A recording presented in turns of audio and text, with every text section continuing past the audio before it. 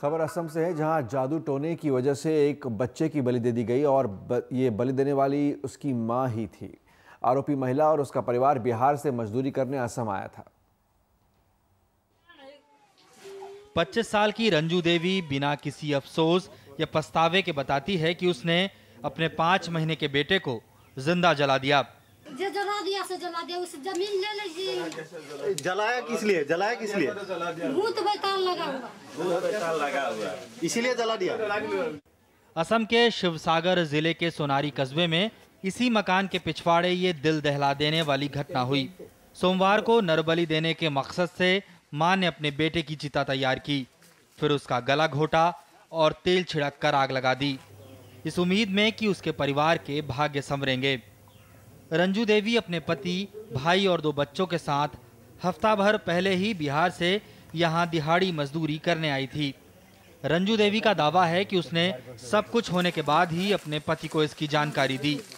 बाद में पति ने कुछ संबंधियों के साथ शवगाह में बच्चे का शव गाड़ दिया, लेकिन मकान मालिक को कुछ शक हुआ और उसने पुलिस को खबर कर दी। सुबह में जो आदमी जमा हुआ है उसी टाइम को हमको मालूम हुआ कि जो देवी को पूजा किया है, वो लोग पूजा करके लड़का को जला दिया।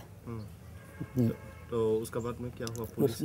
उस बाद में पुलिस आया, आके उसको शमशान से उठा के ले गए। रंजू देवी हत्या के आरोप में, जबकि उसके पति और भाई साजिश और सबूत मिटाने के आरोप में हिरासत में लिए गए हैं। दावा है कि महिला ने पुलिस को बताया कि उसे सपना आया था जिसमें उससे कहा गया कि अपने दोनों बेटों में से एक की बलि देनी होगी। सभी आरोपी बिहार के दरभंगा जिले से आए थे। उन्हें पकड़कर न्यायिक हिरासत में भेज दिया गया है टू जुडिशियल कस्टडी। इन इलाकों में नरबली जैसे अंधविश्वास आम हैं। अक्टूबर में तिनसुकिया गांव के गुईजन गांव में एक व्यक्ति ने अपने 13 साल के बेटे को दुर्गा की भेंट चढ़ा दिया। असम सरकार अब राज्य की विधानसभा में एक बिल पेश कर रही है जिसको वो एंटी सुपरस्टिशन बिल कह रही है। इससे उनकी उम्मीद है कि इस तरह के सोशल इविल्स पे लगाम लगाई जा सकेगी। लेकिन ह्यूमन सैक्रिफाइस के अलावा असम में जो बड़ी दूसरी प्रॉब्लम है वो ये है कि ऐसे लोगों पे बहुत आक्रमण हो रहे हैं जिन पे ये एक्यूजेशंस लग रहे हैं कि वो विच क्राफ्ट प्रैक्टिस करते हैं। पिछले 5 सालों में कम से कम 100 ऐसे हमले हो चुके हैं जिनमें से कई लोगों की मौत भी हुई है।